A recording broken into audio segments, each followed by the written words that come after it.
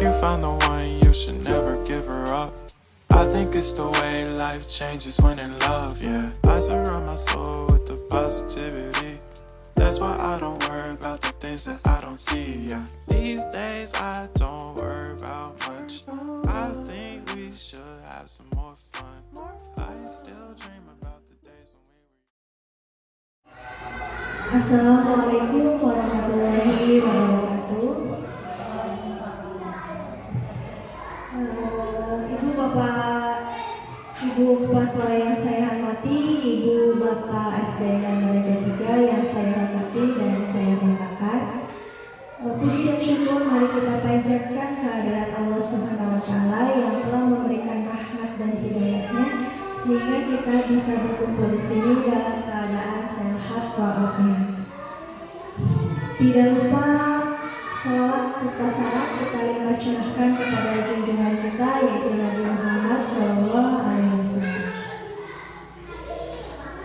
Pertama-tama saya ucapkan terima kasih kepada ibu bapak guru yang sudah berkenan hadir di kegiatan hari ini, yaitu diseminasi penyebaran pemahaman dan penerapan budaya positif yang merupakan salah satu tugas pemenuh dari kegiatan pendidikan guru penggerak modul 1.4 angkatan 10 yaitu dengan saya Kakak Solihah yang DPK angkatan 10 dari SD dan Daraja 3 Kabupaten Sumedang.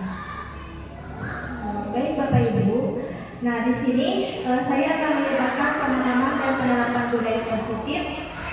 Saya ingin bertanya terlebih dahulu mengenai budaya positif. Apa sih yang terbesit dari benak Ibu mengenai budaya positif itu? Barangkali apa yang terbesit dari benak Ibu mengenai budaya positif?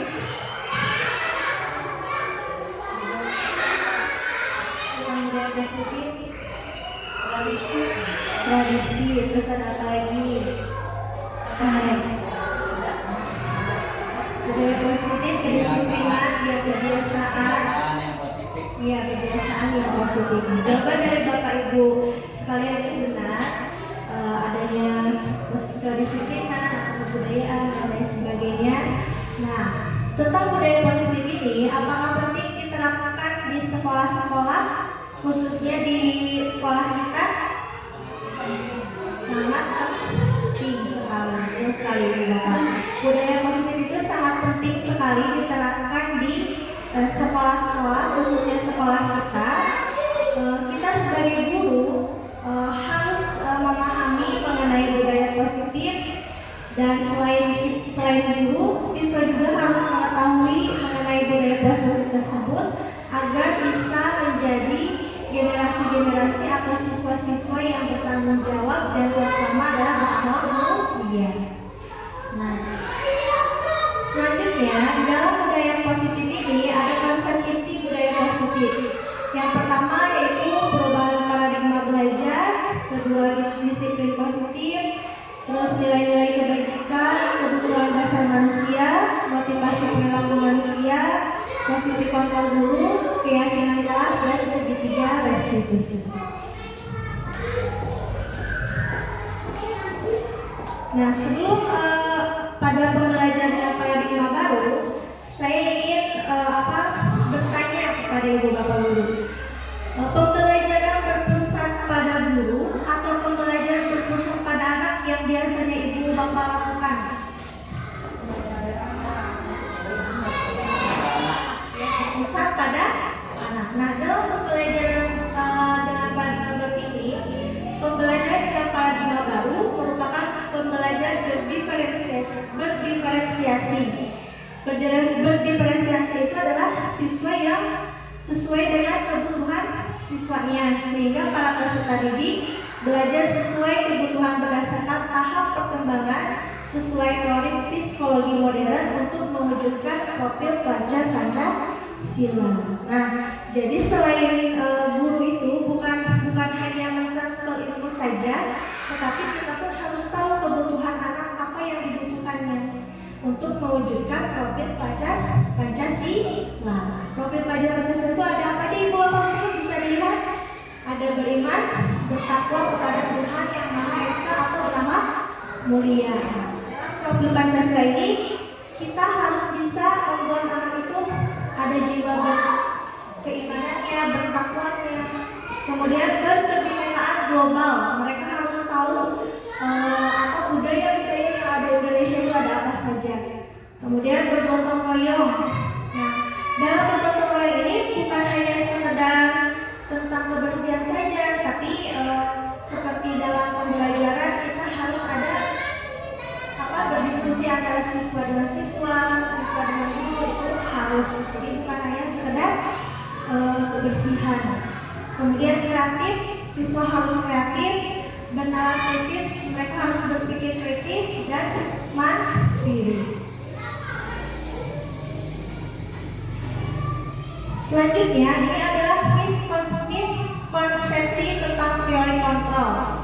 Ini ada ilusi guru mengontrol murid, kemudian ilusi bahwa semua penguatan positif efektif dan bermanfaat, kemudian ilusi bahwa kritik dan membuat rasa bersalah mampu menguatkan karakter, dan yang terakhir adalah ilusi bahwa orang dewasa berhak memaksa.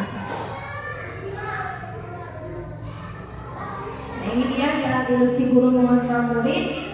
Pada dasarnya kita tidak dapat memaksa murid untuk berbuat sesuatu. Jikalau murid tersebut memilih untuk tidak melakukannya, walaupun tampaknya guru sedang mengontrol perilaku murid, hal demikian terjadi karena murid sedang mengizinkan dirinya dikontrol.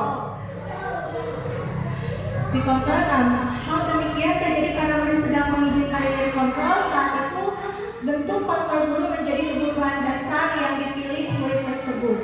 Teori kontrol menyatakan bahwa semua perilaku memiliki tujuan, bahkan terhadap perilaku yang tidak disukai. Kemudian ada ilusi bahwa semua penguatan positif efektif dan bermanfaat. Penguatan positif atau bujukan adalah bentuk-bentuk kontrol segala usaha untuk mempengaruhi murid agar mengulangi suatu perilaku tertentu. Adalah suatu usaha untuk mengontrol murid tersebut dalam jangka waktu tertentu. Kemungkinan murid tersebut akan menyadarinya dan mencoba untuk menolak bujukan kita, atau bisa jadi murid tersebut menjadi tergantung pada pendapat sang guru untuk berusaha. Nah, untuk mengontrol diri ini, dan biasanya kita lakukan kan bukan menyuruh, tapi seperti jam seperti ini tanpa ada kesadaran dari siswanya sendiri, dan itu hanya akan terjadi sementara. Kemudian, ilustrasi bahwa kritik dan membuat orang merasa bersalah dapat menguatkan karakter. Menggunakan kritik dan rasa bersalah untuk mengontrol murid menuju pada identitas gagal. Mereka belajar untuk merasa buruk tentang dirinya mereka. Mereka mengembangkan dialog diri yang negatif. Kadang kalau sulit bagi guru untuk mengidentifikasi bahwa mereka sedang melakukan perilaku ini, karena seringkali guru cukup menggunakan suara halus untuk menyampaikan pesan negatif. Jadi biasanya yang selalu kita lakukan untuk menyuarakan suara-suara halus walaupun isinya ternyata negatif. Nah, ilusi bahwa orang dewasa memiliki hak untuk memaksa. Banyak orang dewasa yang percaya bahwa mereka memiliki tanggung jawab untuk membuat murid-murid berbuat hal-hal tertentu. Apapun yang dilakukan dapat diterima selama ada sebuah kemajuan berdasarkan sebuah pengukuran kinerja. Pada saat itu pula orang dewasa akan menyadari bahwa perilaku memaksa tidak akan efektif untuk jangka waktu panjang, dan semua hubungan permusuhan akan terbentuk.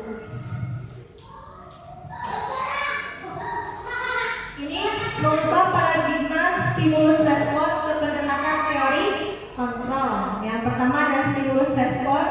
Kita mencoba mengubah orang agar berpandangan sama dengan kita menurut stimulus respon. Sedangkan menurut teori kontrol atau pilihan, kita harus berusaha memahami pandangan orang lain tentang dunia. Karena berbeda-beda ya tentang pandangan, berarti kita tidak perlu mengubah apa pandangan orang lain. Terus yang kedua, stimulus respon. Perilaku buruk dilihat sebagai sesuatu kesalahan. Itu menurut stimulus respon, kesalahan adalah buruk itu dilihat dari suatu kesalahan. Sedangkan pada teori kontrol, semua perilaku memiliki tujuan. Jadi jangan jangan bilang sesuatu yang belum berdasar kesalahan, tapi kita mencoba untuk diidentifikasi dulu apakah tujuan dari mereka untuk berbuat satu seperti apa. Terus menurut stimulus respon yang ketiga, orang lain bisa mengontrol saya. Untuk teori kontrol, hanya Anda yang bisa mengontrol diri Anda. Nah, kita tidak bisa ya mengontrol orang lain tidak bisa mengontrol kita. Yang bisa mengontrol kita itu adalah diri kita sendiri. Nah, untuk stimulus respon yang keempat, saya bisa mengontrol orang lain. Untuk teori kontrolnya, Anda tidak bisa mengontrol orang lain. Terus pemaksaan ada pada saat bujukan gagal. Biasanya kita selalu memaksa ketika anak ketika bujukan itu gagal, kayak ayo cepat. Nah, itu adalah pemaksaan pada saat bujukan gagal. Sedangkan pada teori kontrol, kolaborasi dan konsensus menciptakan pilihan-pilihan baru. Jadi ketika anak mendapat suatu kesalahan, terus kita membujuk dan bujukan itu gagal, jangan pernah memaksa anak tersebut, tapi kita harus berkolaborasi atau kita tanya maunya seperti apa. Itu harus menciptakan pilihan-pilihan baru untuk anaknya. Kemudian yang terakhir adalah model berpikir menang kalah. Nah, dalam stimulus respon ini, ketika anak membuat kesalahan itu, yang membuat salah itu adalah kalah, yang tidak membuat kesalahan itu adalah menang. Nah, seharusnya di dalam teori kontrol itu model berpikir menang. Nah, jadi ketika anak melakukan salah atau tidak berbuat salah, kita tidak boleh menganggap bahwa kesalahan itu adalah kalah. Nah, ini disiplin positif. Ada beberapa pertanyaan pemantik untuk Bapak Ibu. Apakah yang Bapak Ibu ketahui tentang makna disiplin? Barangkali ada yang mau mengungkapkan pendapatnya tentang apa itu disiplin atau makna disiplin.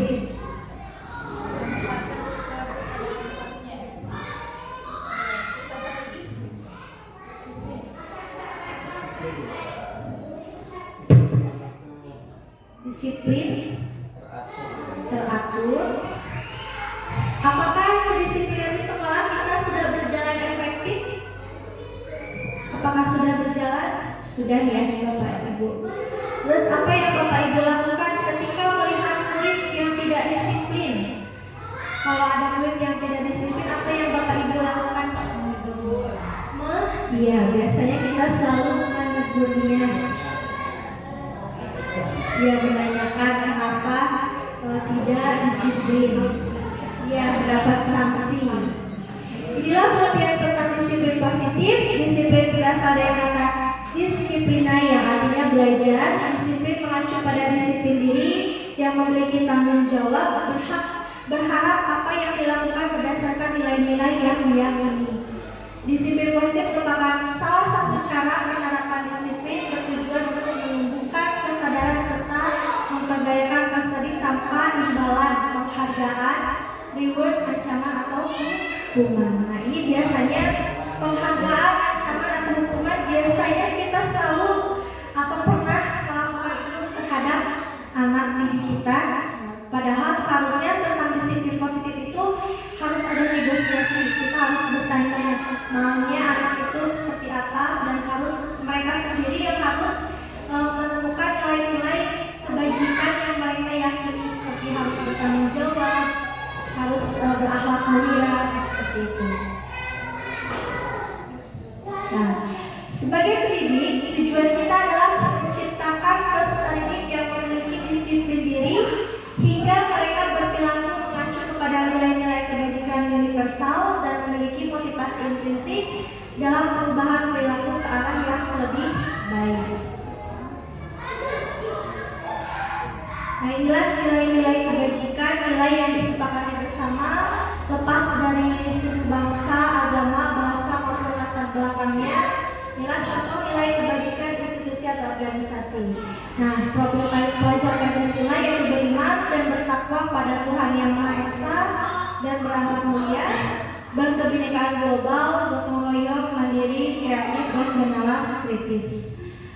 IBO Primary Years Program atau PAP, toleransi, rasa hormat, integritas, mandiri, menghargai, antusias, empati, keingintahuan, kreativitas, kerjasama, percaya diri, dan komitmen.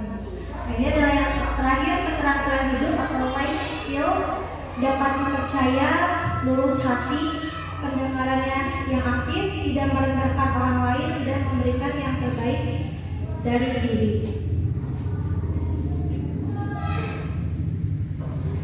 Nah, inilah kebutuhan dasar manusia. Kebutuhan dasar manusia adalah segala sesuatu yang kita lakukan untuk mendapatkan apa yang kita inginkan. Seluruh tindakan yang kita lakukan memiliki tujuan tertentu, dan semua usaha terbaik yang kita lakukan adalah dalam rangka agar kebutuhan dasar kita terpenuhi dengan baik.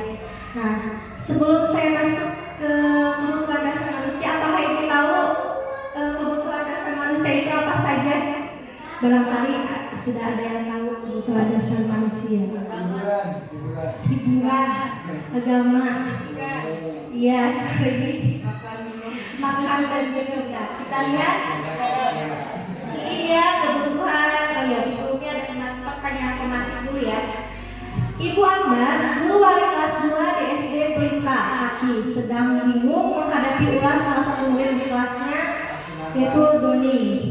Beberapa anak di kelas 2 telah datang padanya dan mengeluhkan Doni yang sering sekali meminta bekal makan siang mereka dengan paksa. Jika Anda menghadapi situasi seperti Ibu Ambar, apa yang Anda lakukan? Menurut Anda, kira-kira apa alasan Doni melakukan hal itu?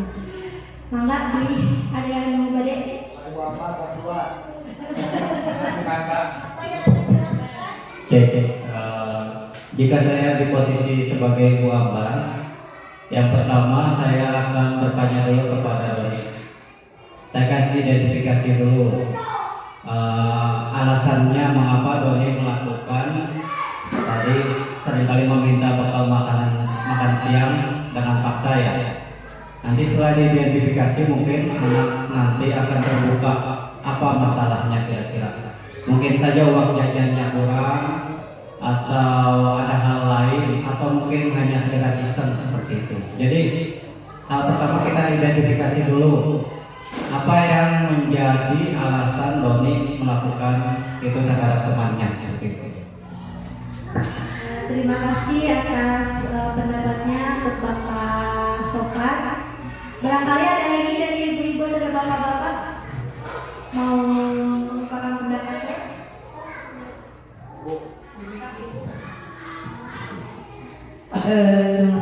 Saya seandainya saya jadi Ibu Ambar, saya akan memanggil Doni ke ruangan secara khusus pribadi berdua untuk mengetahui apa alasannya dia berbuat begitu. Setelah itu dia akan bisa mengatakan bisa dilakukan kita untuk melakukan suatu perbaikan untuk diri Doni. Ya, baik, terima kasih Ibu Yayat. Jawaban-jawaban dari pasokan Nabu yang luar biasa, bagus sekali. Dan inilah kebutuhan dasar manusia. Bertahan hidup berarti membutuhkan makanan, pakaian, tempat tinggal, keamanan, dan kesehatan. Nah, kedua adalah kasih sayang dan rasa diterima. Anak itu pasti ingin rasa diterima di kelasnya, atau dipedulikan, berbagi, kerjasama, menjadi bagian dari kelompok. Nah, ketiga itu penguasaan, harga diri, keinginan untuk dianggap, memimpin, berprestasi, diakui, didengar. Terus kebebasan, mandiri, memiliki pilihan, mencoba hal baru, mampu mengandalkan arah dirinya. Nah, yang terakhir kesenangan, tadi ada bermain, humor, antusiasme, dan serta kesenangan. Jadi 5 kebutuhan dasar manusia ini ada 5 ya, bertahan hidup, kasih sayang, merasa diterima, penguasaan, kebebasan, dan kesenangan. Inilah kebutuhan kita sebagai manusia yang harus kita penuhi.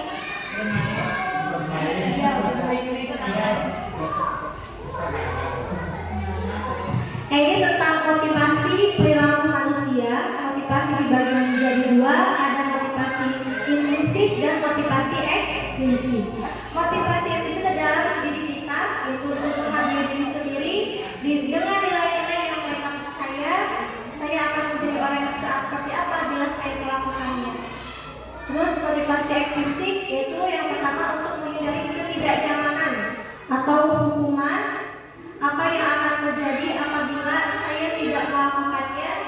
Kemudian untuk mendapatkan imbalan dari orang lain atau institusi, apa yang akan saya dapatkan apabila saya melakukannya. Kalau motivasi itu dalam diri kita sendiri, jadi kalau motivasi itu adalah luar dari kita sendiri. Nah, ada pertanyaan lagi, Bu Bapak. Pernahkah Anda berada dalam sebuah situasi di mana Anda sengaja melakukan sesuatu yang menyakitkan bagi Anda, bahkan bertabrakan dengan penghargaan dari orang lain? Mengapa Anda tetap memilih melakukannya padahal Anda tahu akibatnya akan menyakitkan? Atau Anda mungkin akan dikecam secara sosial, bahkan ada kerugian secara finansial? Apa prinsip-prinsip yang Anda perjuangkan dan Anda lindungi? Saat itu Anda sedang menjadi orang yang seperti apa? Pernahkah Bapak Ibu dalam posisi seperti ini? Misalnya tidak? Tidak ya? Ya baik, saja karena tidak ada. Nah, inilah hukuman, konsekuensi, dan restitusi. Hukuman itu tidak terencana atau tiba-tiba. Terus murid tidak tahu apa yang akan terjadi atau tidak dilibatkan, bersifat satu arah, berupa fisik atau psikis hukuman.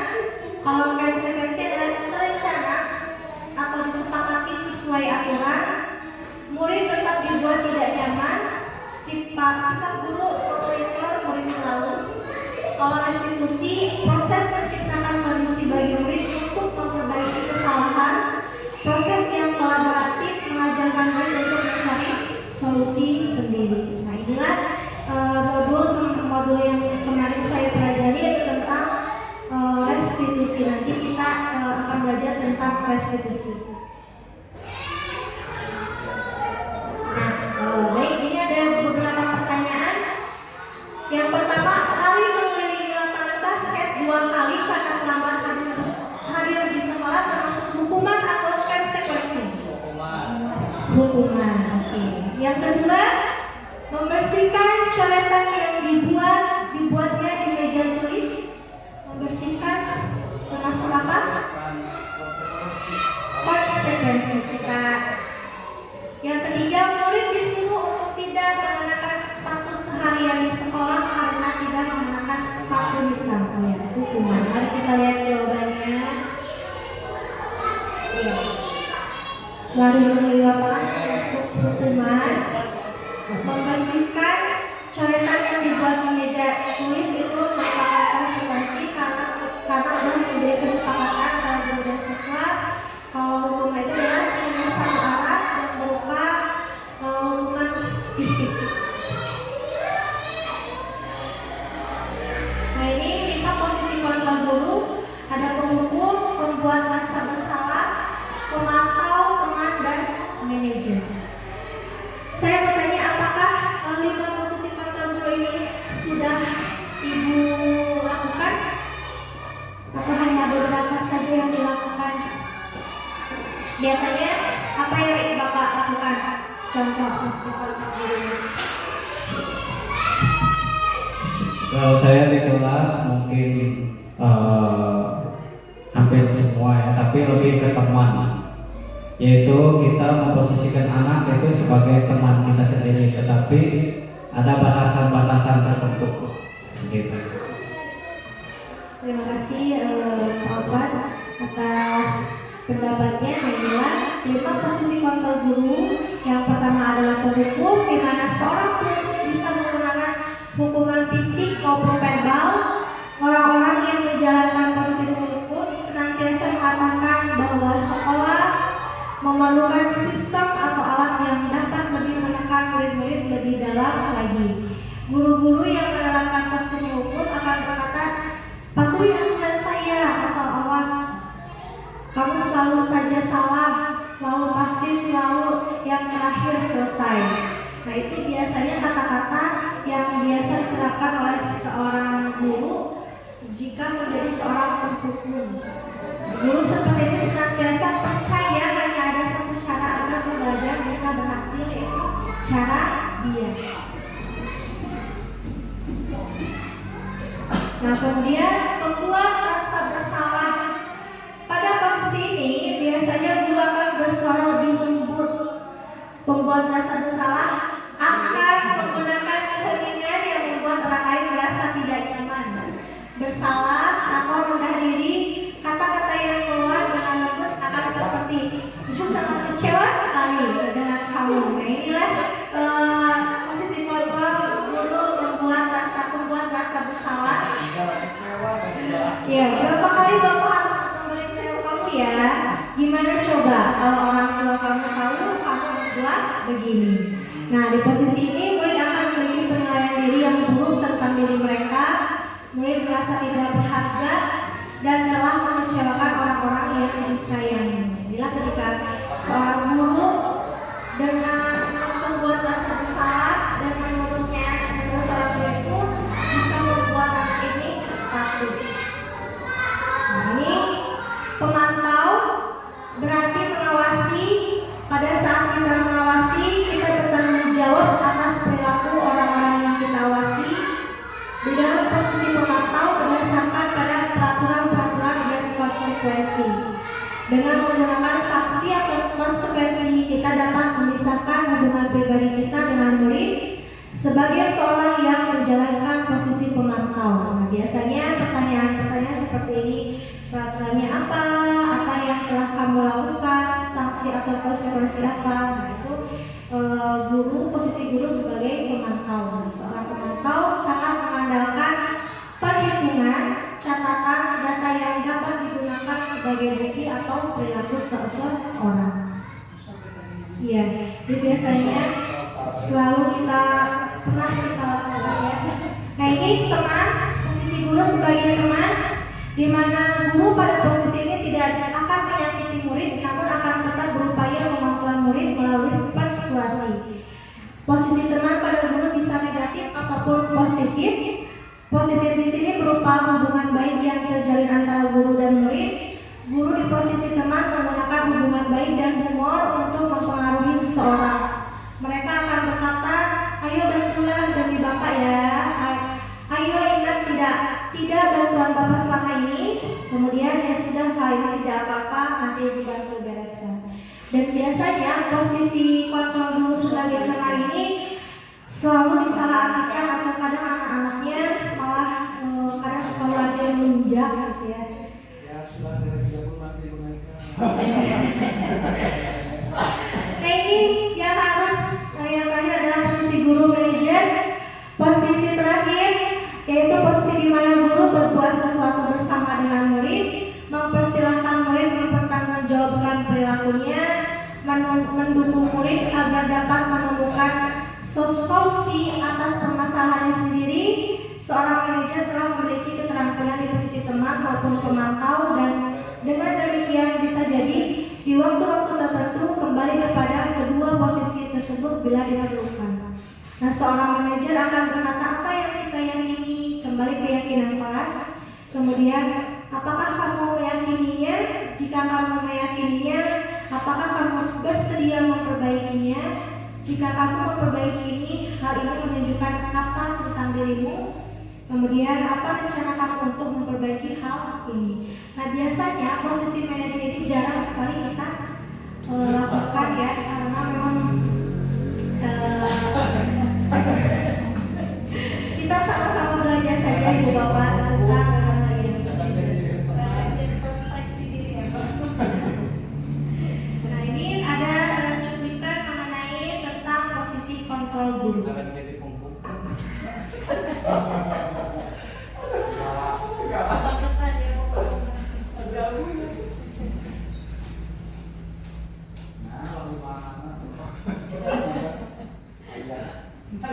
Tadi jadi teman sok nganunjak. Mantau aja sama Pak Ayo aja.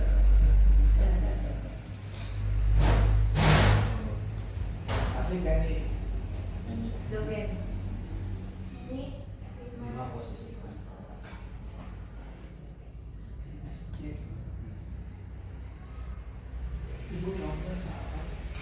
boleh kita simak mengenai 5 posisi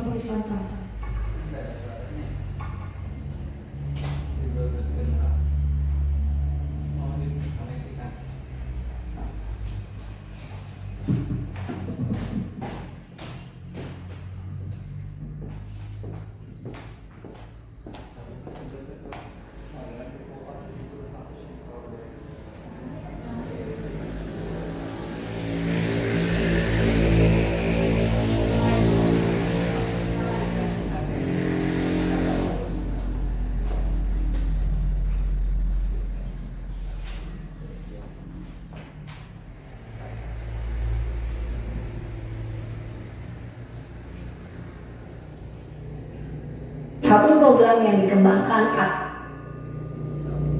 5 posisi kontrol dalam restitusi adalah proses perjalanan.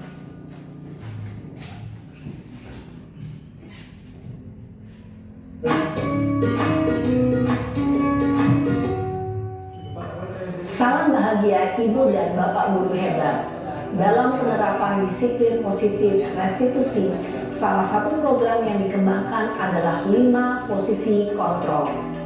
5 posisi kontrol dalam restitusi adalah proses perjalanan seorang pendidik agar dapat mengenali dirinya. Pada video kali ini, kita akan membahas tentang 5 posisi kontrol yang dikembangkan oleh Diane Dawson dan contoh penerapannya.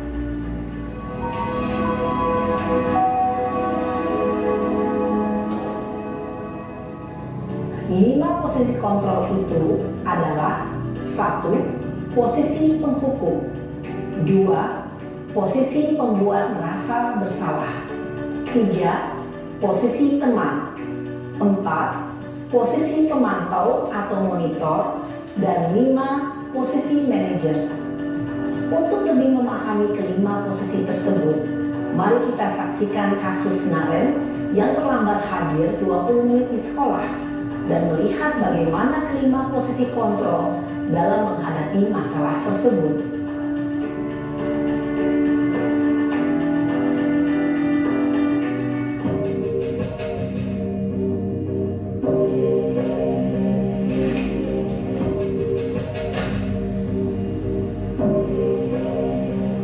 Naren! Sini kamu! Selamat pagi, Bu. Selalu terlambat. Kamu deh, pasti terlambat. Maaf, Bu. Saya Apa? Apa coba? Alasan kamu apa lagi? Kapan sih kamu tidak terlambat? Malas sekali ya kamu jadi anak. saya Dasar pemalas. Gak kapok-kapok sih kamu. Sudah berapa kali terlambat? Sana, Inilah kamu keliling lapangan basket 2 kali. Posisi guru seperti kenapa ini. saya harus keliling lapangan basket, Bu? Kenapa? Kamu melawan ibu? Berani-beraninya jawab. Sudah terlambat, masih berani jawab pula. Sekarang, keliling lapangan basket 5 kali sekalian. Biar kapok. Cepat. Pergi sana ke lapangan basket. Posisi penghukum biasanya berbicara dengan nada tinggi, menghardik, menunjuk-nunjuk, menyakiti, dan menyindir.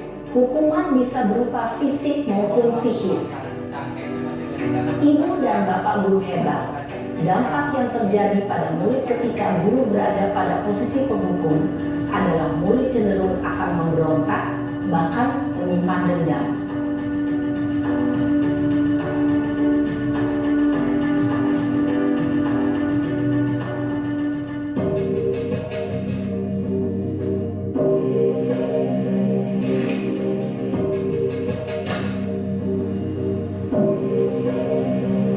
Naren!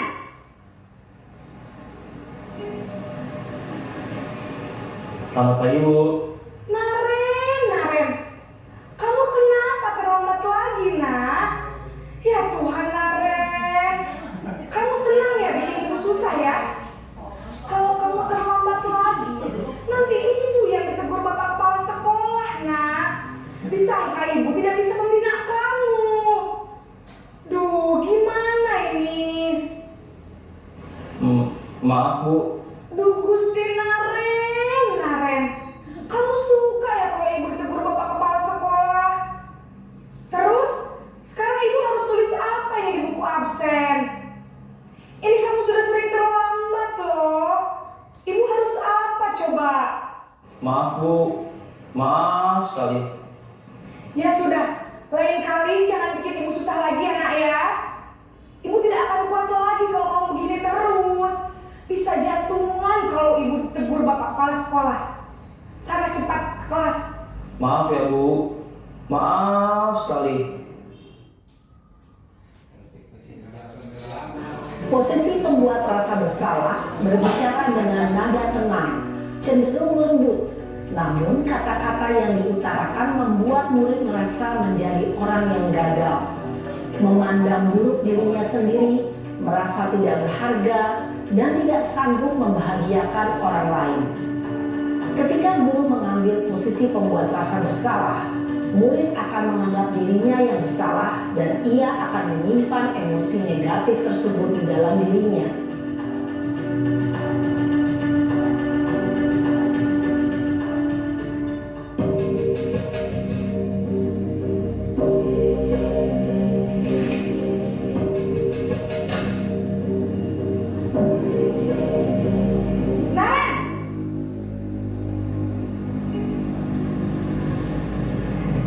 Selamat pagi, Bu. Wah, sudah jam berapa ini, Nak? Terlambat lagi ya, sayang? Iya, Bu. Habis ibu saya lupa bangunkan saya, Bu. Kamu malah menyalahkan ibu kamu. Kamu bukannya anak yang larinya paling kencang. Kok terlambat sih? Iya, Bu. Saya memang terlambat bangun tadi. Jadi, biarpun saya lari kencang, tetap gak kekejar, Bu. Ya sudah sana. Nanti lain kali larinya lebih kencang lagi ya. Biar gak terlambat lagi. Bikin seneng ibu. Demi ibu. Bisa kan? Bisa lah, Bu. Ya sudah sana ke kelas. Ibu beresin urusan absen kamu. Kamu ini ada-ada saja. Dalam posisi teman, guru berbicara dengan nada suara ramah, akrab, cenderung bersenda gurau untuk menjaga suasana tetap santai. Murid akan merasa senang, aman, dan akrab dengan guru. Identitas yang tercipta adalah identitas sukses atau berhasil. Namun, perlu diingat, karena ini masih dorongan eksternal, maka ada faktor ketergantungan dari murid kepada orang tertentu. Di sini, guru absennya, sehingga di lain waktu, murid bisa berperilaku baik, namun hanya kepada orang-orang tertentu saja.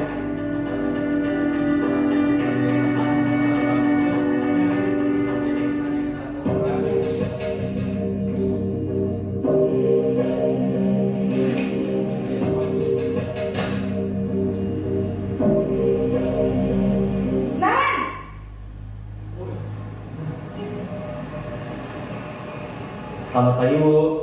Naren, apa peraturan sekolah kita tentang jam berapa kita harus masuk sekolah, Nak? Kita harus di sekolah jam 7, Bu. Iya betul, sekarang sudah jam 7.20. Naren sudah tahu konsekuensinya jika terlambat hadir. Paham, Bu. Saya harus tinggal kelas pas jam istirahat selama 20 menit. Iya benar, konsekuensinya demikian. Jadi nanti jam 9.30 pas istirahat, kamu harus tinggal di kelas, kerjakan tugas tambahan untuk ketertinggalan kamu, ya? Baik, Bu. Posisi pemantau mengandalkan penghitungan atau data untuk mengontrol murid. Guru mengarahkan murid berdasarkan peraturan dan konsekuensi. Seorang pemantau menunjukkan bahasa tubuh dan ekspresi wajah yang datar dan cenderung formal.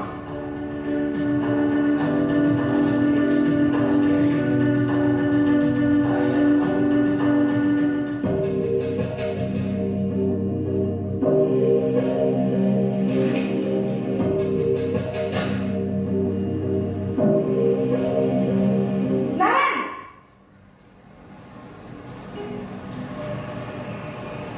Selamat pagi, Bu. Selamat pagi, Naren. Maaf, Bu.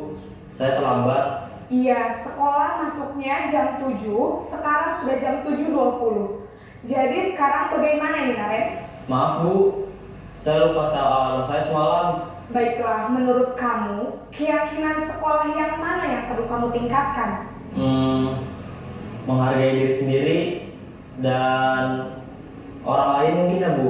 Setuju. Jadi, apakah Naren meyakini prinsip saling menghormati tersebut? Iya, Bu. Saya meyakininya. Apakah Naren bersedia memperbaiki masalah keterlambatan ini? Bersedia, Bu. Bagaimana kamu akan perbaiki masalah keterlambatan ini? Saya akan coba untuk tidak lupa menyetel alarm saya, Bu. Baik, kalau Naren lupa menyetel alarm di rumah, ada orang yang kira-kira bisa bantu mengingatkan tidak? Ada Bu, kakak saya, Kak Emma. Ada lagi selain Kak Emma? Selain Kak Emma, ada ibu saya. Baik, jadi yang mengingatkan Naren adalah Kak Emma dan ibu kamu ya? Kira-kira akan mulai setel alarm kapan nih Naren? Setelah pulang sekolah, akan segera saya lakukan. Baik, jadi Naren akan setel alarm untuk bangun besok pagi dan akan diingatkan oleh kakak dan ibunda Naren ya. Ada lagi yang mungkin perlu dilakukan Naren agar tidak terlambat bangun lagi? Tidak ada Bu. Baik Naren, terima kasih untuk kerjasama kamu. Sekarang kamu perlu kembali ke kelas untuk belajar. Baik Bu, terima kasih.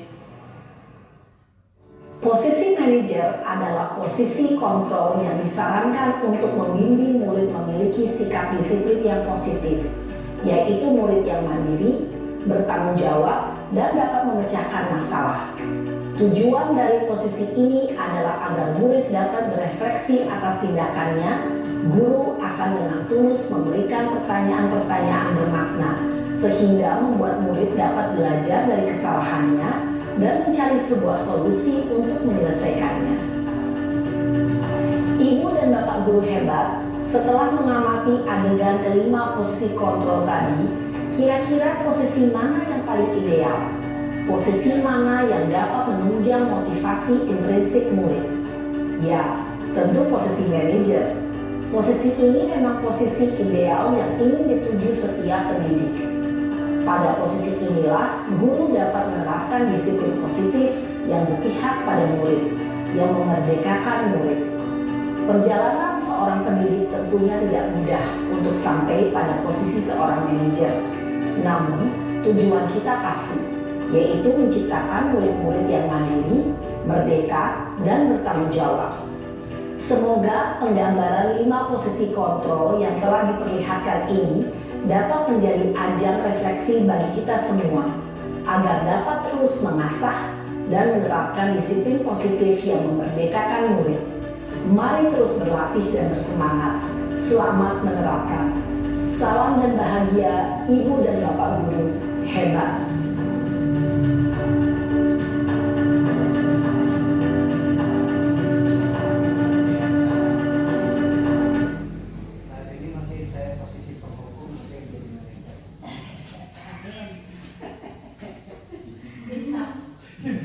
Nah, baiklah Bapak Ibu, tadi kita sudah menyimak mengenai posisi kontrol sebagai 5 posisi kontrol guru, yaitu ada penghukum, pembuat rasa bersalah, pemantau, teman, dan manajer. Jadi idealnya kita sebagai guru harus memposisikan diri kita sebagai manajer ketika anak mendapatkan kesulitan atau permasalahan terhadap dirinya sendiri.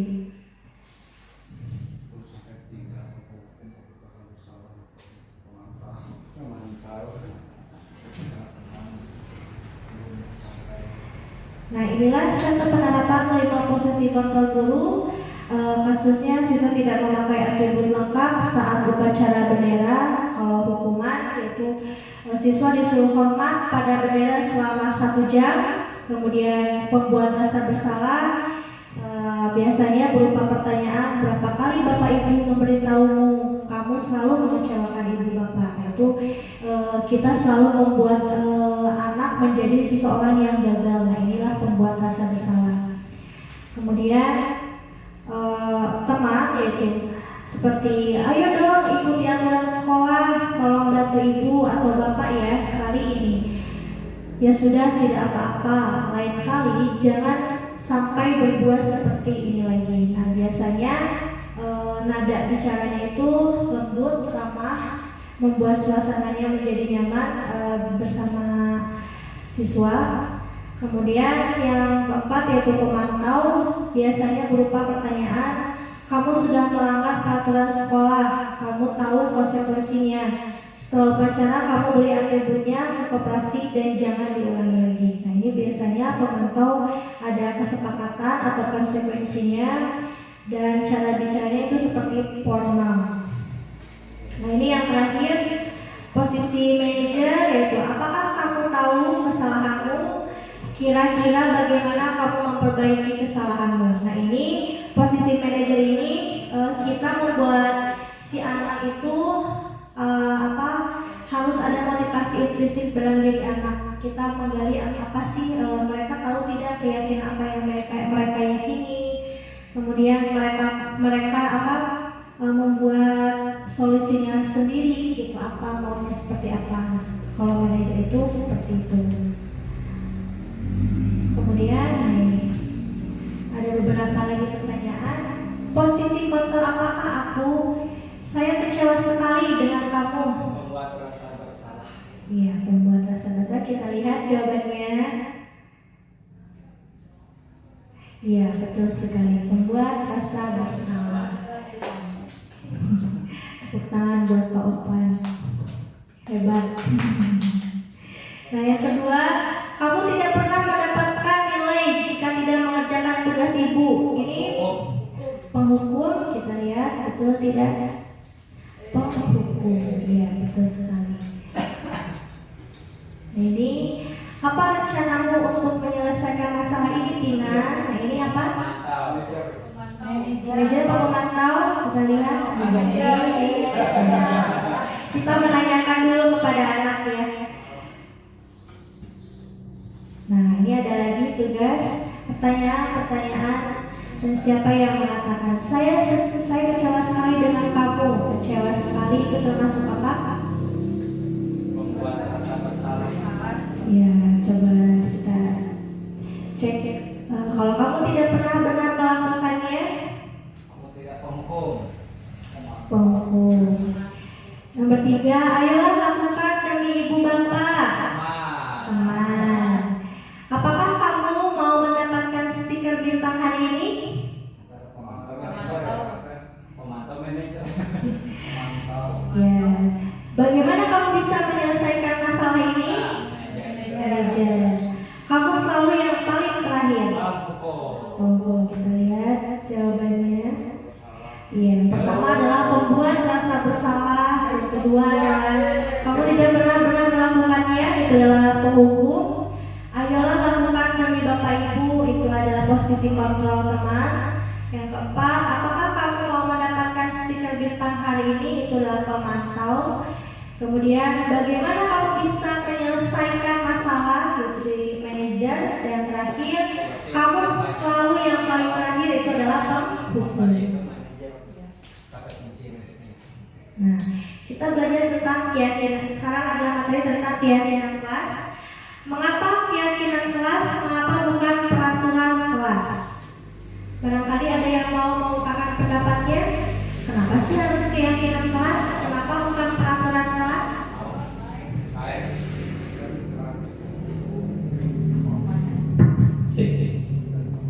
Saya akan mencoba menjawab pertanyaan dari Ibu Abah, yaitu tentang keyakinan kelas ya. Mengapa keyakinan kelas? Mengapa bukan peraturan kelas?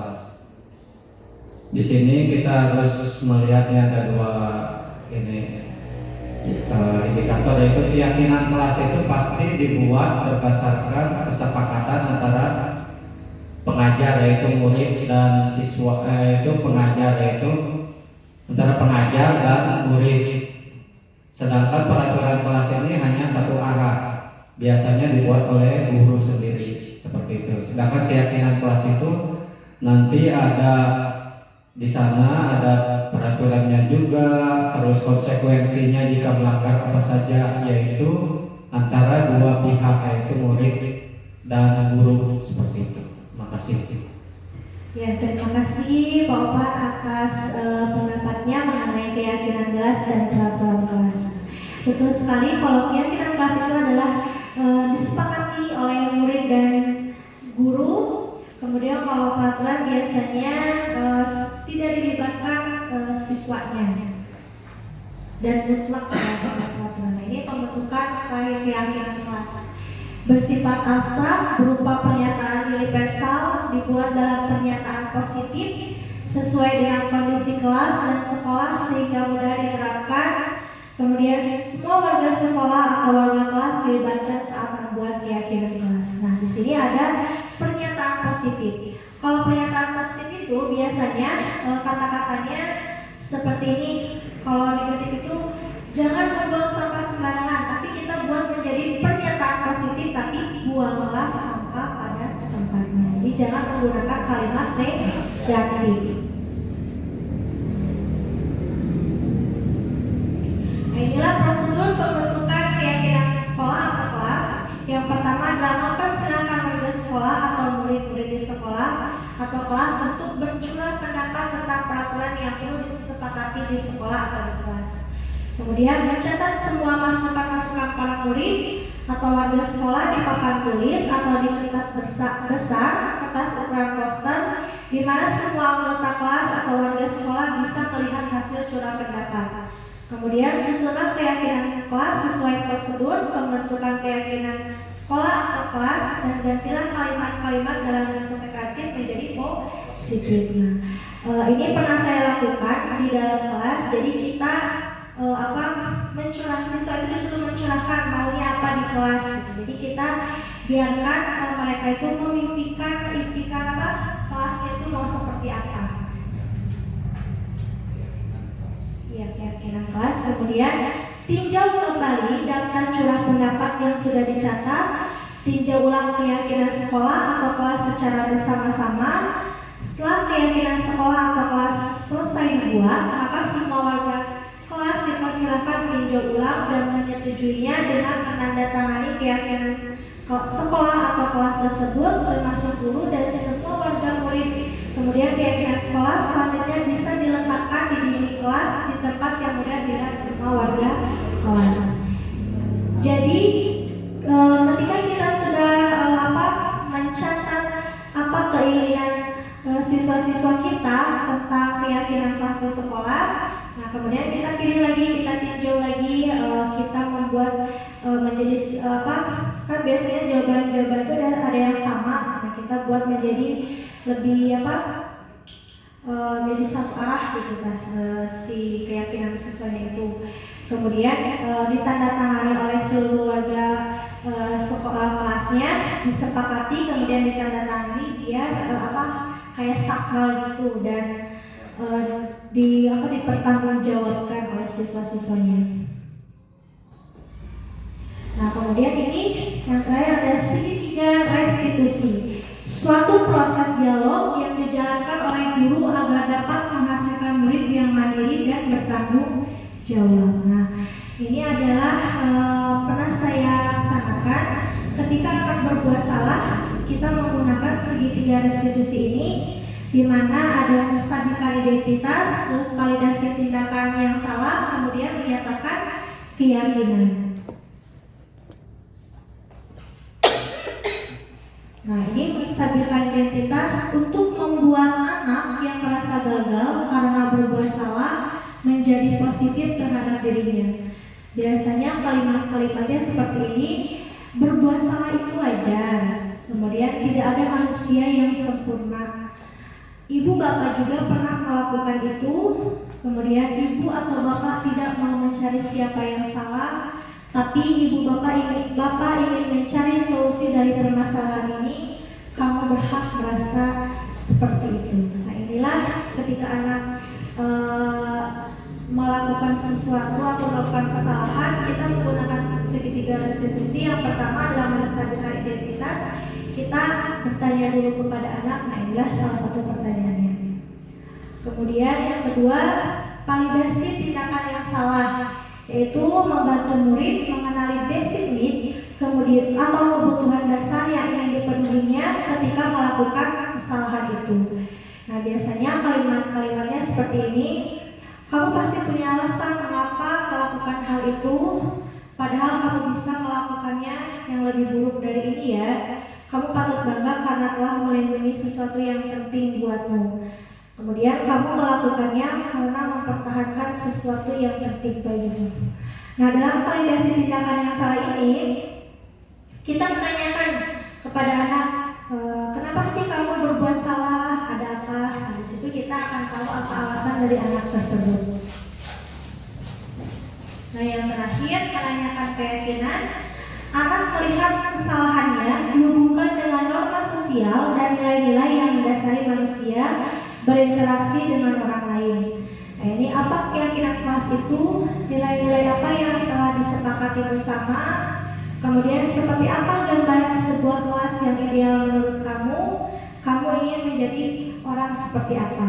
Nah, kita menanyakan keyakinan kepada anak, apa sih yang kamu mau, terus apa keyakinan kelas yang kamu percayai gitu. Nah, ini supaya kita mencari solusi itu dari dua arah, dari anak juga dan dari kita, dan kita kemudian menyepakati itu.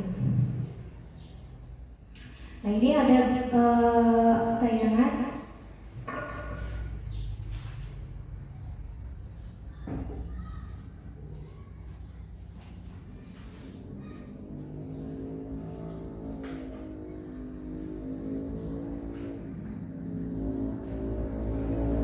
So what is ClickUp? ClickUp is an all-in-one productivity software where you can manage everything and anything related to your work, your job.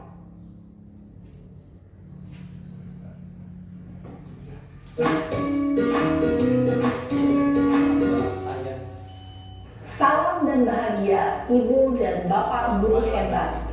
Pada video kali ini kita akan membahas tentang salah satu program disiplin positif yang diterapkan di lingkungan sekolah yang dikenal dengan nama restitusi.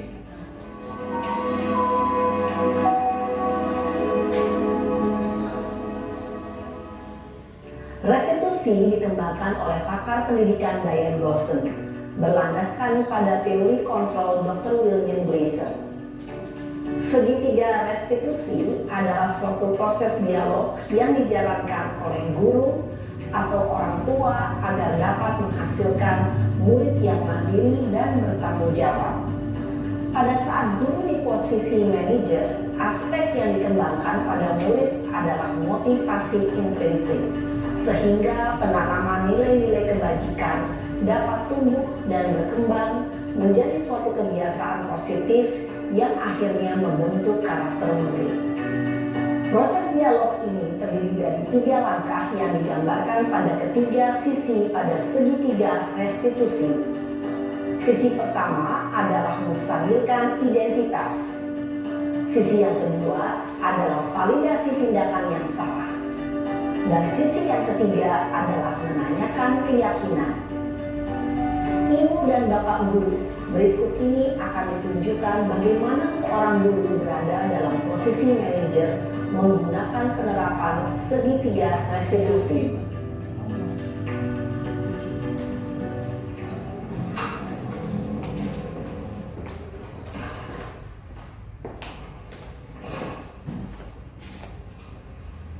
Siang Sarah. Siang Pak. Sudah lama gak ketemu Sarah? Kenapa hari ini ada di sini? Kesel Pak, kesel banget. Masa aku dikatain tukang fitnah Pak? Ya aku marah lah. Aku balik katain Eka di depan kelas. Kesel banget. Oh begitu. Ya pasti kamu marah dan kesal. Bapak juga akan marah apabila ada yang menuduh Bapak seperti itu. Kemudian pada saat itu kamu mau melakukan apa? Ya saya langsung ngatain Eka lah Pak. Kesel banget. Saya bekas-bekas dia. Kelas, apa yang kita yakini? 2. Nilai-nilai apa yang telah kita sepakati? 3. Seperti apa gambaran sebuah kelas yang ideal bagi kamu? 4. Kamu ingin menjadi orang seperti apa?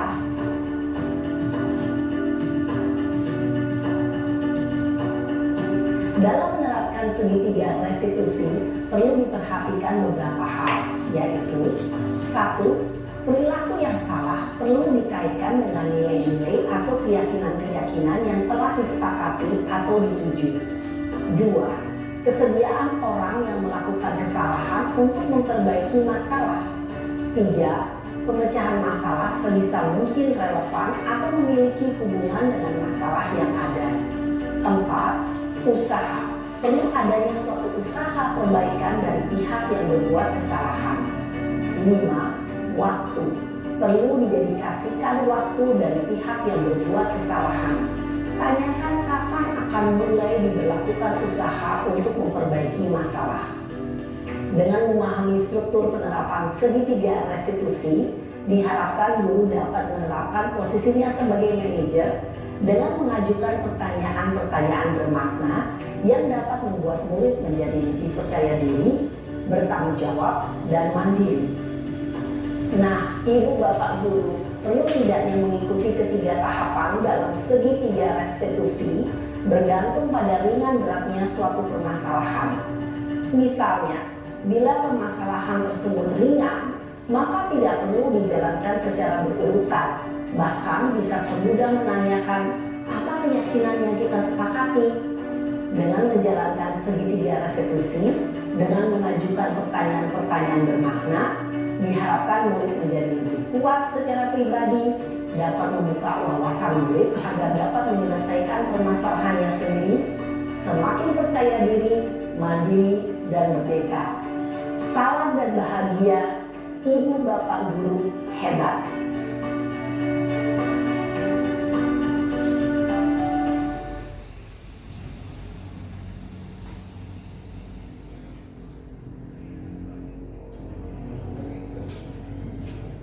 Ya, baik Bapak Ibu, berarti kita harus memposisikan diri kita sebagai manajer dan dengan menerapkan segitiga restitusi tadi, yaitu menstabilkan identitas, memvalidasi tindakan yang salah, dan kemudian yang ketiga adalah keyakinan kelas. Nah, kegiatan dari pembelajaran ini dalam penerapan disiplin positif, hendaknya guru memiliki standar kepribadian profesional dan sosial yang baik, di mana guru mampu merefleksikan dirinya dalam posisi kontrol saat ini, bagaimana perjalanan dirinya sebagai among atau manajer yang menuntut murid-muridnya menjadi insan yang mandiri, merdeka, dan bertanggung jawab, atau sesuai dengan kurikulum sekarang, yaitu profil pelajar Pancasila yang sesuai dengan apa kata Ki Hajar Dewantara. Kita harus menuntun anak menjadi lebih baik lagi, atau segala sesuatu pembelajaran itu berpusat pada anak. Nah, itu materi yang saya berikan atau pemahaman saya mengenai disiplin positif. Apakah ada dari Bapak Ibu untuk umpan baliknya? Atau ada yang mau berpendapat akhir dari materi ini itu apa? Seperti itu.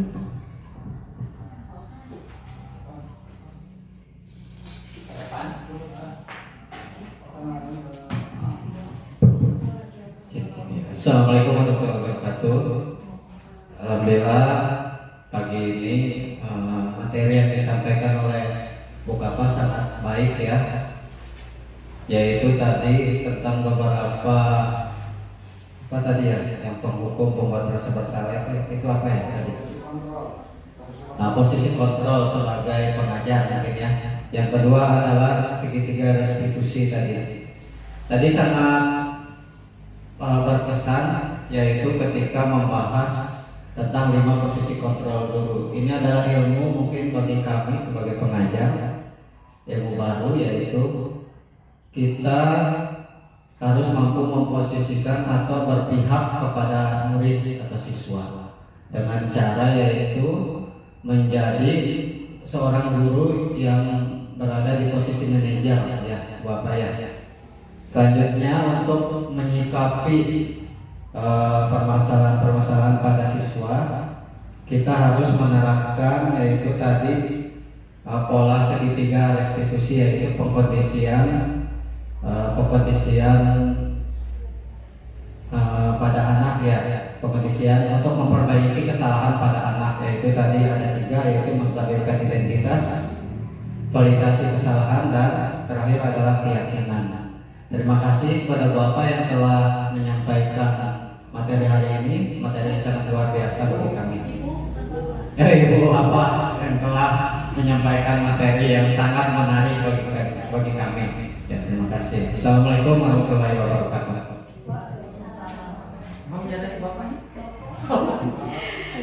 Terima kasih untuk Bapak Opan atas pendapatnya.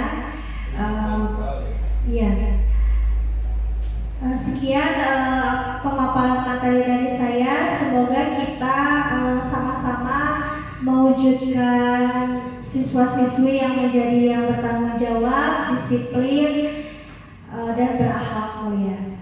Wabillahi taufiq wal hidayah. Wassalamualaikum warahmatullahi wabarakatuh.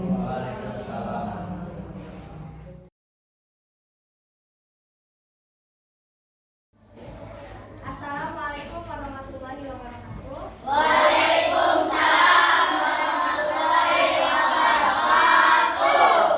Bagaimana kabar kalian hari ini? Baik. Nah, kita di sini sekarang akan membuat keyakinan kelas atau kesepakatan kelas. Sebelumnya, Ibu mau tanya, apakah kalian tahu keyakinan kelas itu apa? Tidak ada yang tahu? Tidak. Keyakinan kelas itu bisa sama dengan peraturan kelas. Peraturan kelas tapi pernah tahu? Atau peraturan kelas, peraturan sekolah. Tahu tidak? Tahu tidak peraturan? Sama. Keyakinan kelas teh sami sareng peraturan yang ada di kelas. Nah, kita kan sebelumnya pernah membuat keyakinan kelas atau kesepakatan kelas, tetapi kita tidak benar-benar mengikrarkan atau menyetujuinya dengan benar-benar. Nah, sekarang kita buat keyakinan kelas dengan kesepakatan semua siswa yang ada di kelas 5. Contohnya, siapa yang tahu contoh dari kesepakatan kelas seperti apa? Yang pernah kita buat contohnya apa? Kalau peraturan kelas kita buat apa? Contohnya apa? Jangan membuang sampah sembarangan. Terus apa lagi? Yang biasa kita ketahui. Andai apa? Berapa apa? Apa? Datang ke sekolah tepat waktu. Terus apa lagi? Jangan membawa HP. Nah, terus apa lagi? Kesepakatan kita di kelas apa? Jangan berkata kasar. Nah, kita sekarang membuat kesepakatan kelas dengan apa yang kalian mau. Misalnya teh Abi mah Ibu Alim misalnya teh kelas harus selalu bersih. Tapi sekarang kita membuat kesepakatannya menggunakan kalimat positif. Kalimat positifnya maksudnya jangan menggunakan kata jangan. Jangan membuang sampah. Kata jangannya diganti, tapi buanglah sampah pada tempatnya. Misalnya jangan datang terlambat, digantinya harus apa? Datanglah ke sekolah tepat waktu. Atas. Nah, kita buat keyakinan kelas menurut apa yang kalian mau. Kita tempel di karton yang sudah Ibu buat. Kalian pilih stikernya mau yang mana apa. Terus kalian pikirkan sendiri. Abi mah koyong kesepakatan kelasnya bawa sampah pada tempatnya boleh. Tapi tempel di sini ya. Satu orang satu keyakinan. Kita sepakati. Boleh ambil. Sok.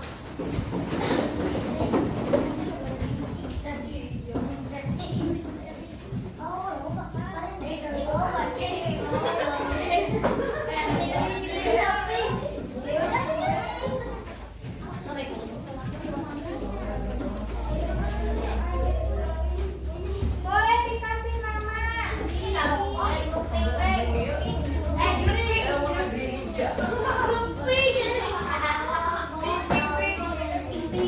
Ini boleh warna oranye sama yang warna oranye.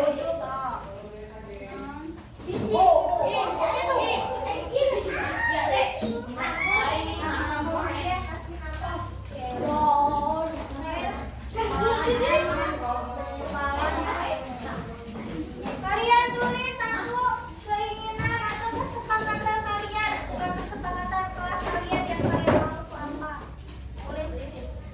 Kasih nama dulu. Namanya siapa? Pilih satu, mau apa di kelas. Kita buat kelas kita nyaman.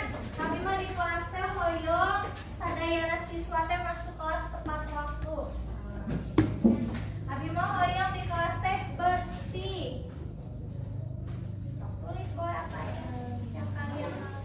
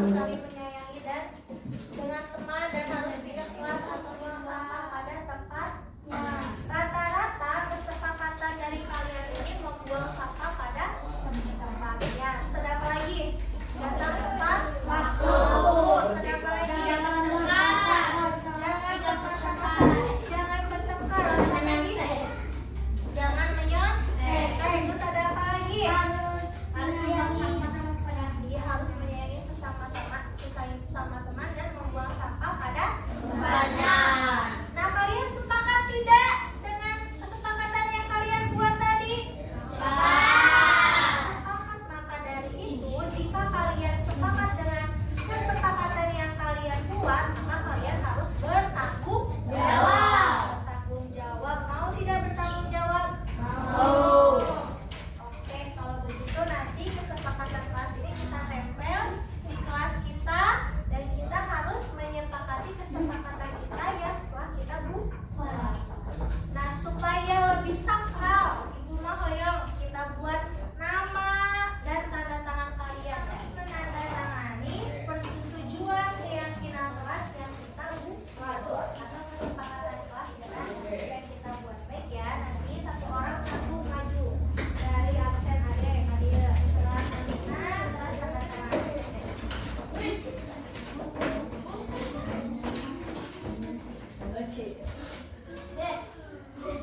Kelas Azril, sampai aku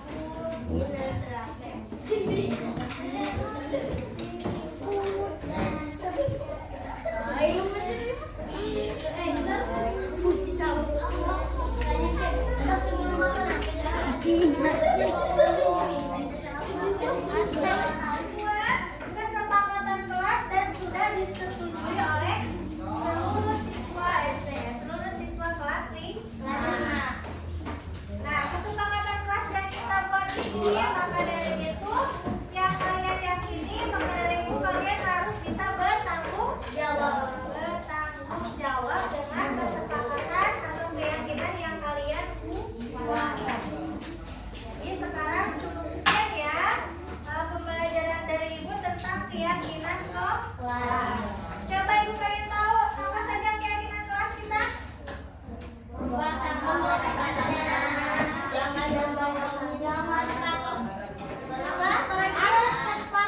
Iya, harus tepat waktu. Sekolah jangan bertengkar. Tidak boleh berkata kasar. Apa lagi? Jangan atau tidak boleh mencontek. Keyakinan tersebut maka kalian harus bertanggung jawab. Baiklah, cukup sekian pembelajaran hari ini. Wassalamualaikum warahmatullahi wabarakatuh. Assalamualaikum warahmatullahi wabarakatuh. Nama saya Indriani. Nama saya Herlina. Nama saya Sari.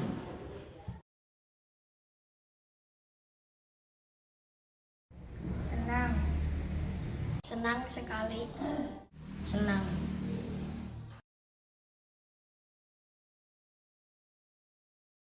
Sangat penting karena dapat menumbuhkan rasa bertanggung jawab. Penting sekali. Dapat membuat kita lebih disiplin dan menghargai orang lain. Sangat penting agar membuat kita lebih baik lagi.